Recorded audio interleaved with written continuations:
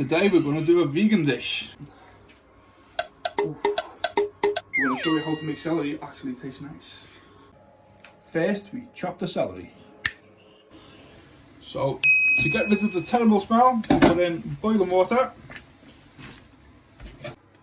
And then add some salt. This is the most important part to get rid of the terrible smell and taste from the celery.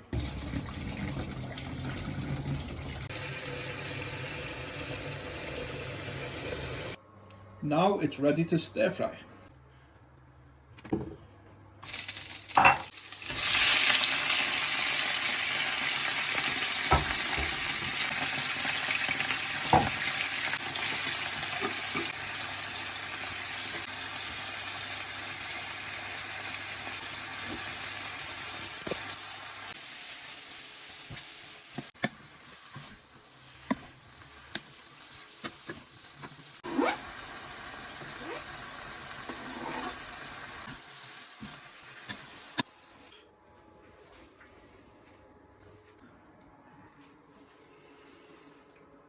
Smells much better.